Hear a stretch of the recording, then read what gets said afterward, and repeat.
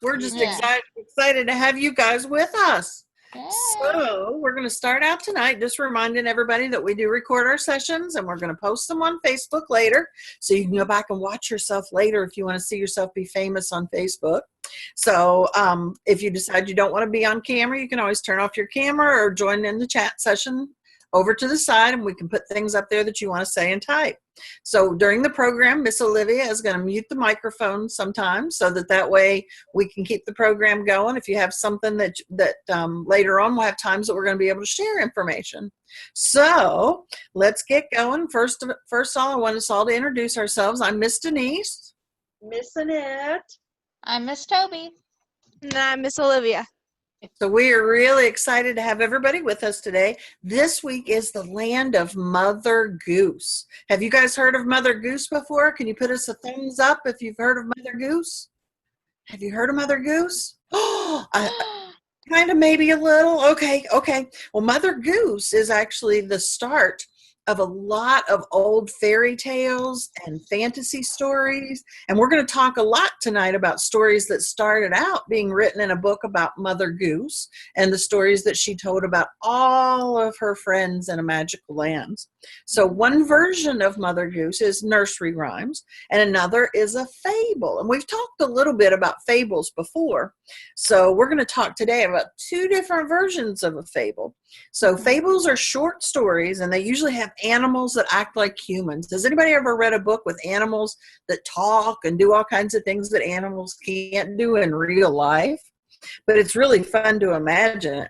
They often speak and wear clothes, and sometimes animals that are normally on 4 legs will walk on 2 legs. Now, how silly is that, right? But we're excited about them because it's often there's a moral to the story, and a moral means it teaches us a lesson about things that are important to do. So we're going to talk today about the first story, and the first one we're going to read is called Chicken Little, and this is a fable version, and it's available on Hoopla Digital through the library, so you can go online and read it if you would like. So we are going to start out reading together. So this is Chicken Little, and it's retold by, I can't see the text on that, Toby. Who's it retold by? MJ York, and it's illustrated by Terry Widener. Mm-hmm. And it's a fable version book. Mm-hmm. Yes. And it's from Child's World. Okay, so look at that chicken. She's just running. Okay, so Chicken Little woke up one beautiful fall morning. The leaves were falling down, red, orange, yellow, and brown. She went for a walk under the tall oak trees. Look what's coming at her right there. Mm-hmm. An acorn fell from a tall oak tree, and it hit Chicken Little on the head with a plunk. "Oh, the sky is falling! The sky is falling!" she yelled. I must run and warn the king." She ran and ran through the red, orange, yellow, and brown leaves. She ran and ran past the tall oak trees. She ran right into Henny Penny. "Chicken Little, what's wrong?" asked Henny Penny. "The sky is falling! The sky is falling! We must run and warn the king," said Chicken Little. "How do you know the sky is falling?" asked Henny Penny. "Why, a piece of it fell on my very own head," answered Chicken Little. "I will run with you," said Henny Penny. So Chicken Little and Henny Penny ran and ran through the red, orange, yellow, and brown leaves. They ran and ran past the tall oak trees. They ran into Goosey Lucy. Look at Goosey Lucy. She has on a hat. Mm-hmm. Yes, she does. So Chicken Little and Henny Penny, "What is wrong?" asked Goosey Lucy. "The sky is falling! The sky is falling! We must run and warn the king," cried Chicken Little and Henny Penny. "How do you know the sky is falling?" asked Goosey Lucy. "Why, a piece of it fell on my very own head," answered Chicken Little. "I will run with you," said Goosey Lucy. And off they go. Look at them going. So Chicken Little, Henny Penny, and Goosey Lucy ran and ran through the red, orange, yellow, and brown leaves. They ran and ran past the tall oak trees. They ran into Turkey Lurkey. Chicken Little, Henny Penny, and Goosey Lucy, "What's wrong?" asked Turkey Lurkey. "The sky is falling! The sky is falling! We must run and warn the king," cried Chicken Little, Henny Penny, and Goosey Lucy. How do you know the sky is falling? Asked Turkey Lurkey. Why, a piece of it fell on my very own head, answered Chicken Little. Ah, I sorry. will run. There we go. I will run with you, said Turkey Lurkey. So Chicken Little, Henny Penny, Goosey Lucy, and Turkey Lurkey ran and ran through the red, orange, yellow, and brown leaves. They ran and ran past the tall oak trees. They ran into Foxy Loxy. Mm. Chicken Little, Henny Penny, Goosey Lucy, and Turkey Lurkey. What's wrong? Asked Foxy Loxy. The sky is falling, the sky is falling. We must run and warn the king, cried Chicken Little, Henny Penny, Goosey Lucy, and Turkey Lurkey. How do you know the sky is falling? Asked Foxy Loxy. Why, a piece of it fell on my very own head, answered Chicken Little. You will be safe in my den, said clever Foxy Loxy. You can hide in there. I will run and warn the king. Oh, thank you, said Chicken Little, Henny Penny, Goosey Lucy, and Turkey Lurkey. Mm. So Chicken Little, Henny Penny, Goosey Lucy, and Turkey Lurkey followed Foxy Loxy. They followed him through the red, yellow, orange, and brown leaves. They followed him past the tall oak trees. They followed him right into his den, and they were never seen or heard from again. No. Oh, no! That's not a good ending, though, is it? No! So Chicken Little followed the fox home. And what do foxes like to eat? Chicken and turkey and goose. So the fox ate them all for dinner. This is not a good end to that story, was it? Not good at all. So what do you think the moral of that story is? Do you think there's something to be learned by that? To maybe not. Never follow a fox. There you go. Never follow a fox. I like that. How about not trusting a stranger you don't know? Or don't believe everything you see or hear? Just because an acorn fell on somebody else's head, does that mean the sky's really falling? Right? So investigate a little bit more before you come to a decision about whether something's really happening or not, right? So that's kind of what we call the moral. Look up. What is it? You have to look up and see if the sky's falling.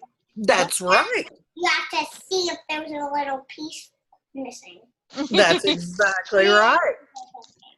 Very true. Well, I like and it. at the library, you might look something up to find if it's true. So if you hear something and you're not sure if it's true, maybe you can look it up in a book, like an encyclopedia or a dictionary or There's something like all that. kinds of information sources at your library. So Yeah. now we're going to read a second book, and it's the same type of story, but a different person's telling the story. So I think you'll like this different version. It's a pretty silly version. Let's get it out here. All right. So we have Prairie, Chicken Little. And if you don't know where the prairies are out west, where there are buffalo and horses and things like that all over the place. So this is Prairie Chicken Little by Jackie Mims Hopkins, and it's illustrated by Henry Cole. And it is published by Peachtree Publishers. All right. Out on the grasslands where the bison roam, Mary Blicken, the prairie chicken, was scratching for her breakfast when all of a sudden she heard a rumbling and a grumbling and a tumbling. Oh no. Oh no, she exclaimed. A stampede's a-coming. I need to hightail it back to the ranch to tell Cowboy Stan and Red Dog Dan. They'll know what to do. So away Mary ran, lickety-splickety, as fast as her little prairie chicken legs could carry her. She's pretty silly looking, isn't she? Mhm. On her way to the ranch, Mary came upon Jeffrey Snog the prairie dog, who was soaking up some sunshine. Good morning to you, barked Jeffrey. No time for good mornings, warned Mary. A stampede's a-coming. How do you know that this is so? Asked Jeffrey. I heard a rumbling and a grumbling and a tumbling, I did, said Mary. A stampede, yes indeed, said Jeffrey. Come with me to tell Cowboy Stan and Red Dog Dan, hollered Mary. Let's hit the trail, barked Jeffrey, and away the pair ran, lickety-splickety, towards the ranch. Soon they met Bo Grabbit the jackrabbit, who was nibbling on some sweet grass. Where are you two going in such a hurry? He asked. A stampede's a-coming, said Mary. We're headed to the ranch to tell Cowboy Stan and Red Dog Dan. How do you know this is so? Asked Bo. I heard a rumbling and a grumbling and a tumbling, I did, said Mary. A stampede, yes indeed, said Bo. Come with us to tell Cowboy Stan and Red Dog Dan, hollered Mary. Let's hop to it then, said Bo, and lickety split across the and they lit off across the prairie, lickety splitkety towards the ranch. Before long, the trio came across June Spark the meadowlark, who was building her nest in the tall prairie grass. What's going on? asked June. A stampede's a comin', chorused the trio. How do you know that this is so? asked June. I heard a rumbling and a grumbling and a tumbling, I did, said Mary. A stampede, yes indeed, said June. Come with us to tell Cowboy Stan and Red Dog Dan, hollered Mary. What are we waiting for? Chirped June. And away they all flew, lickety-splickety, towards the ranch. It wasn't long before Slim Brody, the sly coyote, spotted them making their way across the prairie. Well, hello there, my fine, feathered, and furry friends. What's the big rush? A stampede's a-comin'. We're heading to the ranch to tell Cowboy Stan and Red Dog Dan, said Mary. It's your lucky day, said Slim. I just so happen to know a shortcut. He had no intention of taking them to the ranch. Should they be following this coyote? Do you know what coyotes eat? I think coyotes maybe eat rabbits and larks and hedgehog or prairie dogs and chickens. Seems about right. Instead, he led them across the plain, through a pass, over a hill, around a bend, and down a gully to the entrance of his den. Well, what's this? Squawked Mary. This, snarled Slim, is the passage to the shortcut. He flashed a toothy smile and then closed in on Mary Blicken and the others. The fine, feathered, and furry friends all started clucking and barking and thumping and chirping as loud as they could. Cowboy Stan and Red Dog Dan heard the ruckus and came charging across the prairie toward the den. Dan made a beeline for Slim Brody and chased that coyote, lickety-splickety, far, far away. What's going on? asked Stan. A stampede's a-comin', cried Mary. How do you know that is so? asked Stan. But before Mary could open her beak to speak, everyone heard a rumbling and a grumbling and a tumbling. Yes, indeed. Why, that's not a stampede, said Stan. That's your stomach. There's only one way to head off a rumbling and a grumbling and a tumbling stomach. You need some grub. So Cowboy Stan cooked up a fine dinner for those critters and took care of Mary Blinken's stomach stampede. Lickety-splickety. Yes, indeed. It's pretty silly. Oh, look how sad the coyote is. He's hungry. Do you ever get the tummy rumblies when you're hungry? Does your stomach ever make noises like, no? I bet if you were really hungry, you would hear it. So which story do you think you liked the best? We had the first version about Chicken Little, and then the second one about Mary McBlicken. So give us a thumbs up if you liked the first one better. Did you like the first one? I would say both. You like both? both? You're going to put 2 thumbs up, huh? All right. If you So like do you them like both them equal, equally? you give 2 thumbs up. Yeah, it's always fun because there are books that you know a little bit about, but the author can put little twists in there to make them turn out differently. I like the fact that in the second one, they all got to have a big dinner together and it ended with a happy ending. So now we're going to talk about some different types of stories with Mother Goose. So Miss Annette? Okay. Have you all ever heard of the nursery rhymes? Do you all think you can remember? Maybe Nana's been sharing some nursery rhymes with you. What is a nursery rhyme, Miss Annette? It is it's called, they used to be long fables that told really long stories, but they brought about nursery rhymes because nobody was writing down the stories. So they were short and they had words that rhymed, and that made them easier to remember.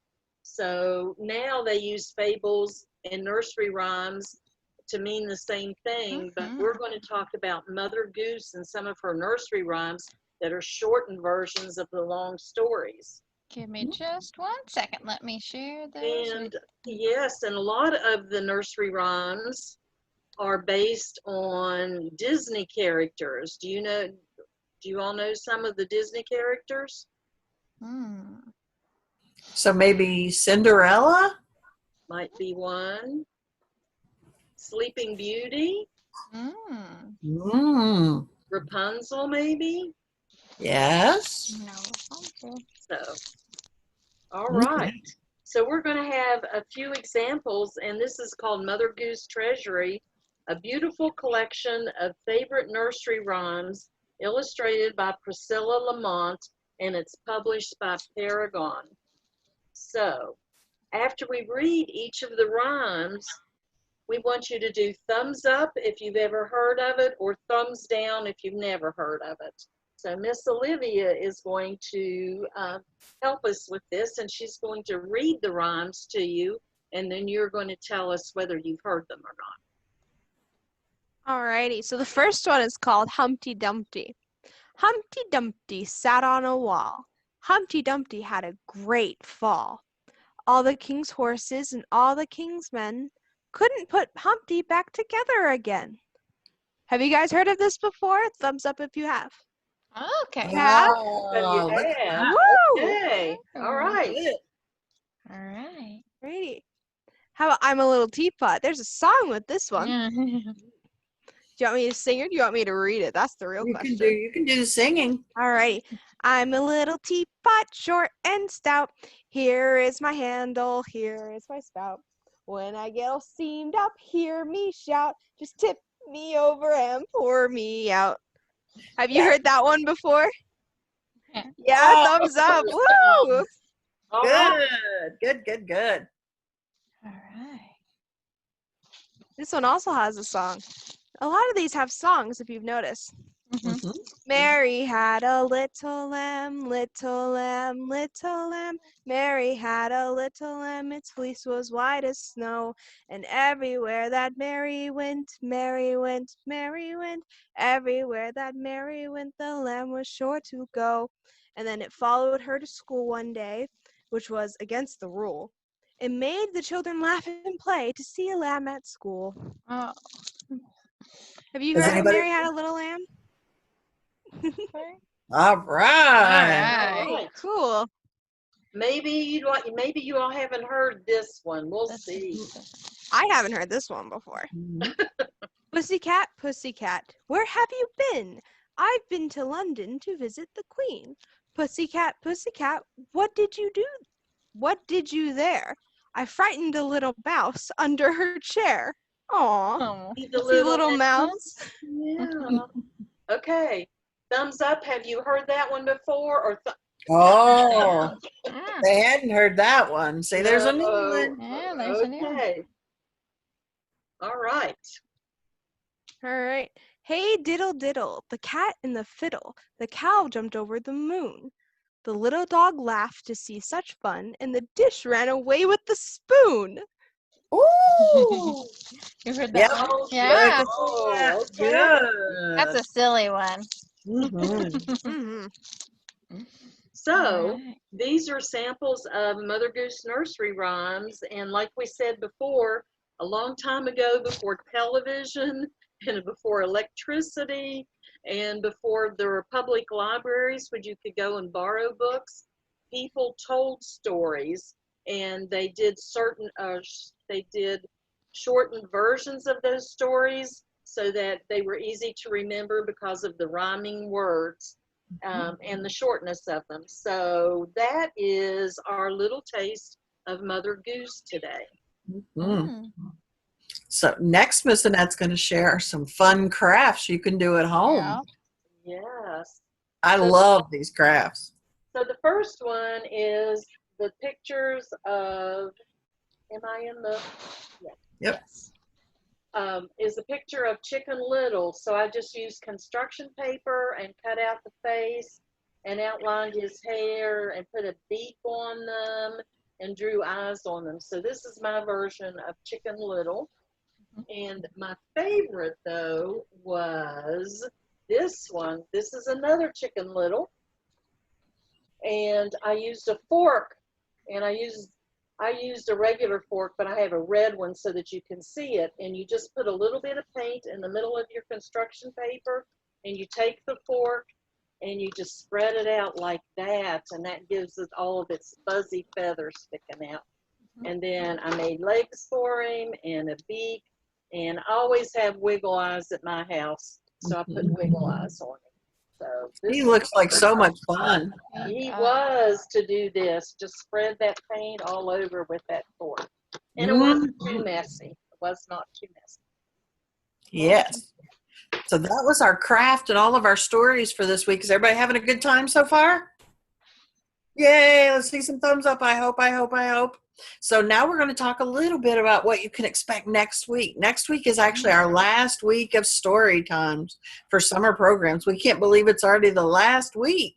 So here's our first clue for next week. What Did you see what I have on my face? What does she have on? Are those what? These are pineapple sunglasses. And next week we're going to have this, which is a pine cone. Move it down just a little bit, Annette. There you go. Pine cone Oh. right there. And we're going to be having these sticks. You may not be able to see them, but it's called bamboo. So I wonder what we're going to do with pineapples, bamboo, and pine cones. We will find out next week. Miss Annette Yeah. never disappoints with what she brings for crafts. So I'm we are going to take these off so now I can see. So we had so much fun with you tonight. We hope you had fun too. This week's secret code, Toby, you want to tell Yes. everybody what our secret code is? This week's secret code is, do you guys need to go get your Nana so that she can write it down? Or will you remember it? Okay. Our secret code this week is Land of Mother Goose in all capital letters, just like every other week. Land of Mother Goose, all capital letters, and I'm going to put it in the chat too. So if you guys want to look at it there, you can see it there. But Land of Mother Goose, all capital letters. So make sure you put your secret code in on your book log because you get a ticket because you came to our programs tonight. So we have had so much fun. Like I said, next week will be our last story time for summer. There'll be more coming after that, but that's just for our summer sessions. So keep reading and logging all of your books. The last day to read and log your books is the 17th, which is next Friday. We got 3 more days, and then Friday. So you got 10 more days to read for summer reading program. So we're so glad everybody was with us tonight. So let's do our ending song for tonight. So here we go. The more we read together, the more we read together, the happier we'll be. For your friends are my friends, and my friends are your friends. The more we read together, the happier we'll be. Yay! So your microphone's turned back on, so I hope you girls had a good time tonight. Yeah? Good. Let's see some thumbs up. Yay! Well, we loved having you with us. We're going to finish up tonight with one last thing, which is our library cheer, which we know everybody gets excited about our library cheer. So is everybody ready? We count to 3 together, and then it's library as loud as you can. Are you ready? Here we go. 1, 2, 3. Library! Yay! Thank you guys for coming tonight. We hope you had a lot of fun, and we'll look forward to seeing you very, very soon.